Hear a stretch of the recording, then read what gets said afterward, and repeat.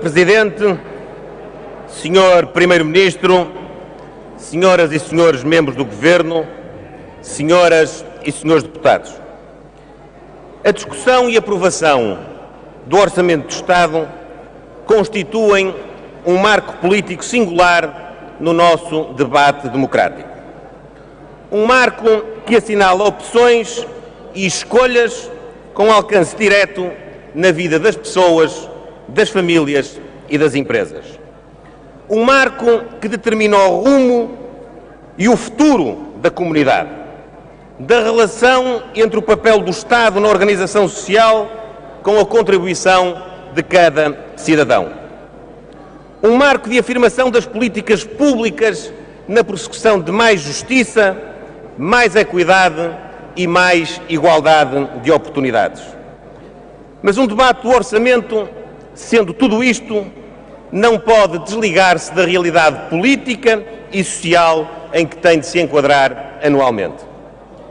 As opções e as escolhas de hoje têm, por isso, de se conjugar com a real situação em que nos encontramos. Essa realidade é de todos conhecida.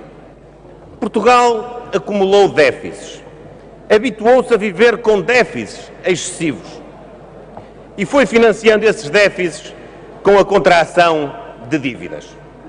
Ora, como acontece em qualquer orçamento, a repetição descontrolada do mecanismo do endividamento para suprir o desequilíbrio orçamental tem um custo. A dívida torna-se insuportável, quer pela sua dimensão, quer pelo preço dos juros que lhe estão associados. Ou seja, cada vez pedimos mais dinheiro emprestado e cada vez nos cobram mais por esses empréstimos. Este ciclo vicioso é uma autêntica autoestrada para a bancarrota e para a insolvência.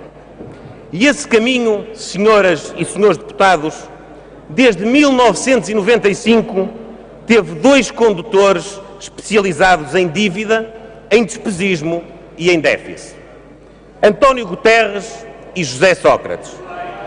E teve vários penduras, como António José Seguro ou António Costa. As portagens essas estão cá hoje os portugueses para as pagarem.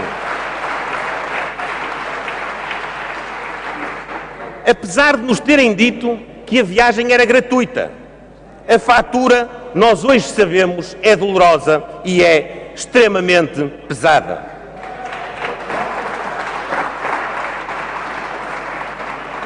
Senhores deputados, o caminho que os governos socialistas seguiram foi a via verde para a ajuda externa e para a vinda da Troika para Portugal. O Fundo Monetário Internacional, o Banco Central Europeu e a Comissão Europeia, é verdade, trouxeram-nos um financiamento mais estável e mais seguro. Saímos dos mercados privados, mas com isso perdemos autonomia e limitamos a nossa soberania. Recuperar essa autonomia depende da nossa capacidade e do nosso esforço. Vermos-nos livres da Troika o mais depressa que for possível é um desígnio que nos deve mobilizar.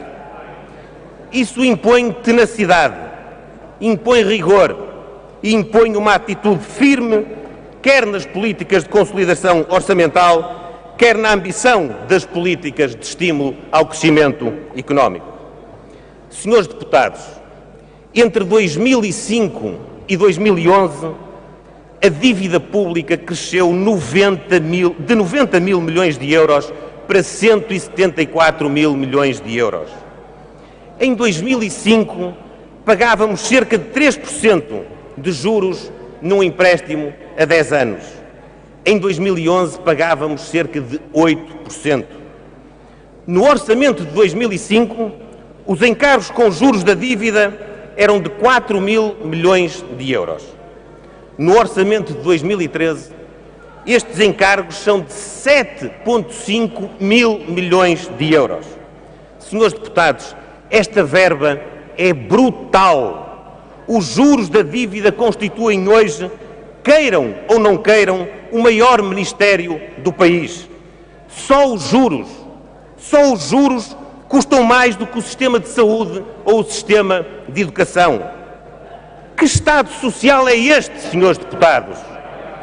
O que pretendem aqueles que se dizem os maiores defensores do Estado Social se não estão dispostos a preservá-lo, diminuindo o peso da dívida e o encargo dos juros?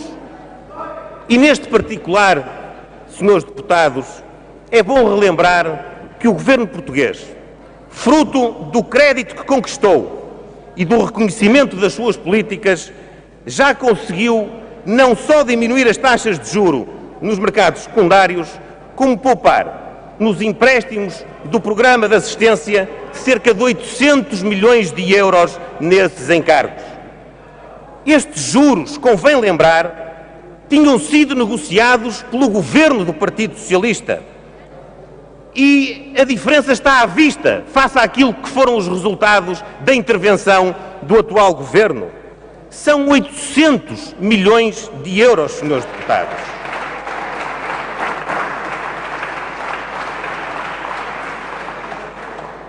Senhor deputado António José Seguro, não foi à custa da credibilidade do governo do Partido Socialista. Foi à custa da credibilidade do atual governo e da credibilidade do atual primeiro-ministro na Europa com os nossos parceiros, senhor deputado António José Seguro.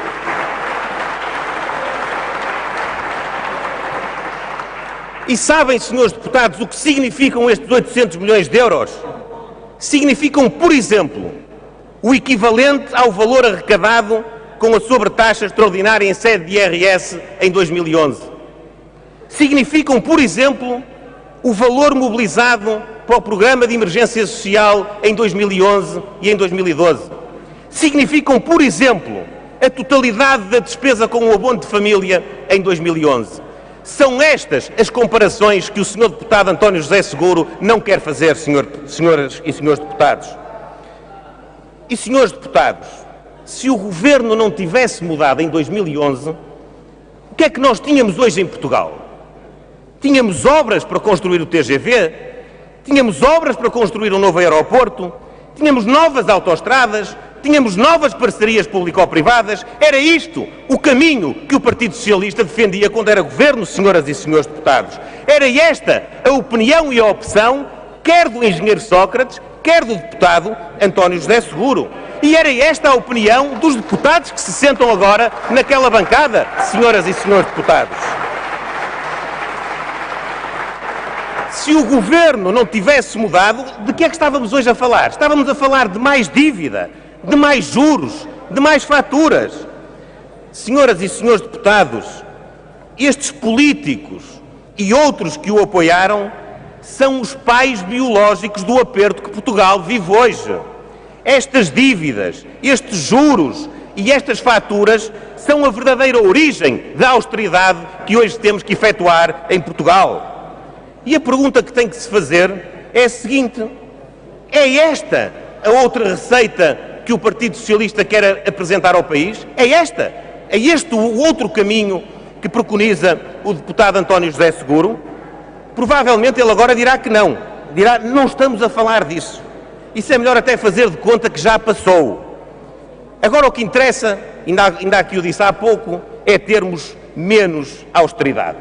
Diz o Sr. Deputado António José Seguro, precisamos de mais tempo e, portanto, vamos precisar, aliás, como sempre, de mais dinheiro. Só que mais tempo e mais dinheiro, isto é, um segundo resgate, não significa menos austeridade. Significa austeridade por mais tempo. Isto é o que significa o caminho alternativo do Partido Socialista.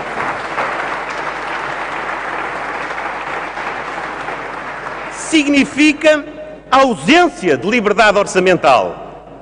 Significa mais dívida e mais juros. Significa mais sufoco fiscal e mais sufoco social. E significa uma outra coisa, senhores deputados. Significa desperdiçar o esforço e o sacrifício que já realizamos até este momento. Senhores deputados, o orçamento é duro. É duro, sim, senhor.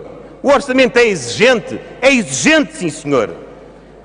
Mas é um orçamento elaborado livremente, sem necessidade de concertação com os nossos credores? Não, senhores deputados, isso efetivamente não é. E não é porque o governo do Partido Socialista teve de recorrer à ajuda externa. E, senhores deputados, queremos nós manter indefinidamente estes condicionalismos? É esse o projeto de Portugal? Eu creio que não, senhores deputados. Senhores deputados e, em especial, senhores deputados do Partido Socialista, a despesa pública primária cairá de 48% do PIB em 2010 para 41% do PIB em 2012. São menos 13 mil milhões de euros. Quando dizem que há outro caminho, não concordam com este caminho?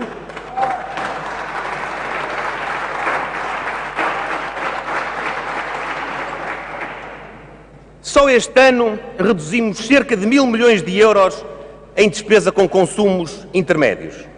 Reduzimos 150 milhões de euros no financiamento das fundações, que de resto equivale, para aqueles que acham que é um número menor, equivale à despesa com o abono de família de 280 mil crianças no terceiro escalão. É isso o valor menor da poupança dos 150 milhões com o financiamento das fundações, senhores deputados.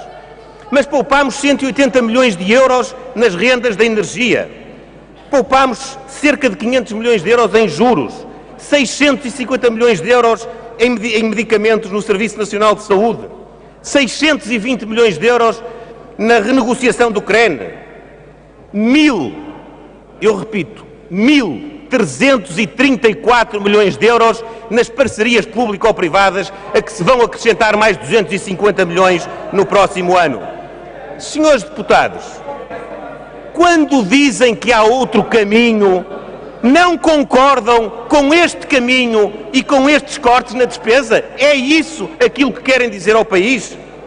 Senhores deputados, muitos destes cortes estão previstos também neste Orçamento de Estado. Mas, tal como disse o Sr. Primeiro-Ministro na sua intervenção, é necessário corrigir estruturalmente o valor da despesa pública para assegurar e garantir o Estado Social. Os senhores deputados estão disponíveis para participar em soluções que vão para além do ciclo político, eu quase diria até do mini-ciclo político da amanhã, que vão para além desta legislatura, que vão para além desta década. Esta é a resposta que Portugal quer ouvir de um partido como o Partido Socialista. Eu já o disse e vou repetir, o Partido Socialista é um partido estruturante da nossa democracia. E como diz bem o seu líder, tanto se serve o país no governo como na oposição. Ora, no governo, o Partido Socialista deixou muitos problemas por resolver. Na oposição, a cada solução do atual governo, o PS vê um novo problema. Isto é, o Partido Socialista está sempre do mesmo lado, está sempre do lado do problema.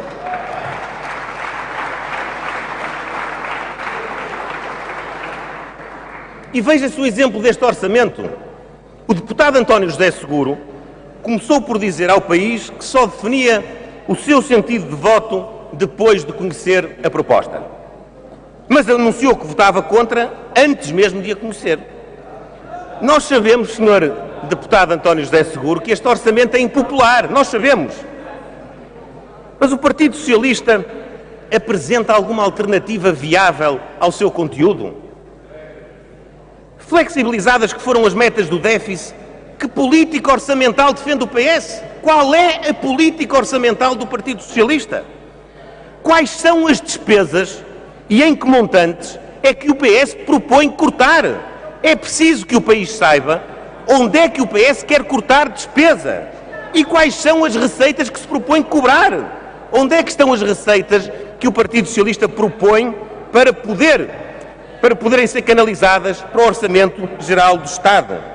Sinceramente, senhores deputados, hoje já não se pede ao Partido Socialista penitência pelos seus atos do passado.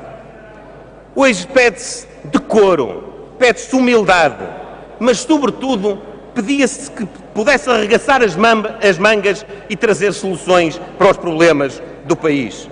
Senhores deputados, o Programa de Apoio à Economia Local, que contribui para o pagamento de dívidas em atraso, são 1.000 milhões de euros para fornecedores asfixiados por esses atrasos, não merece o apoio do Partido Socialista?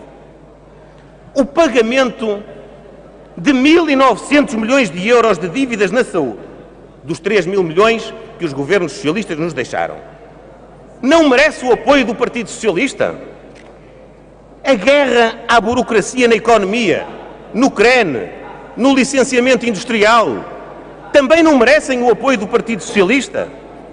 O regime de contabilidade de caixa no IVA das microempresas ou a dinamização das redes de combustíveis low cost também não merecem o apoio do Partido Socialista? Senhores deputados, e do lado das políticas sociais, concordam com o reforço de 9% no Programa de Emergência Social? 851 milhões de euros para ajudar quem mais precisa? Concordam ou não concordam? A atualização das pensões mínimas que os senhores deixaram congeladas e que abrangem cerca de 1 milhão de portugueses, concordam com essa atualização ou não concordam? E a majoração do subsídio de desemprego para casais desempregados ou famílias monoparentais com filhos a cargo, concordam ou não concordam? E a possibilidade de trabalhadores independentes e gerentes de pequenos negócios poderem aceder ao subsídio de desemprego, coisa que não acontecia no passado, concordam ou não concordam, senhores deputados? E o reforço das verbas para a ação social ou a isenção em sede de IRS das prestações sociais, como o subsídio de maternidade, de doença ou de desemprego, merecem ou não merecem a vossa concordância? Aqui talvez não mereçam. Talvez não mereçam a vossa concordância, porque aquilo que os senhores negociaram e escreveram no memorando de entendimento é que estas prestações sociais iam ser taxadas e que as pessoas que têm direito a estas prestações sociais iam ser taxadas.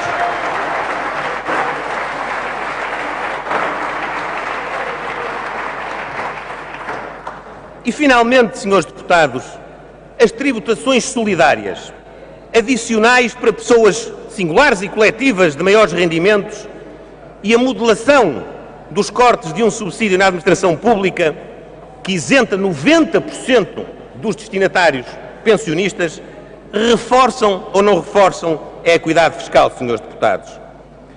O orçamento é duro, nós sabemos que é duro, mas temos a consciência de que procura a justiça social e a equidade na austeridade. Este, senhores deputados, é de facto um orçamento com sensibilidade social. E só não diz que é um orçamento com sensibilidade social quem discorda das medidas que eu acabei de enunciar. Esta é que é a questão, senhores deputados. É que das duas uma, ou os senhores deputados concordam e têm que concluir que há sensibilidade social, ou os senhores deputados discordam, podem tirar a vossa conclusão, mas estão contra todas estas medidas que privilegiam a ajuda daqueles que mais necessitam, senhores deputados. Este Orçamento de Estado e as reformas estruturais do país, todos o sabemos, implicam um grande esforço. Implicam tenacidade, espírito de sacrifício, capacidade de adaptação à mudança. Implicam coragem.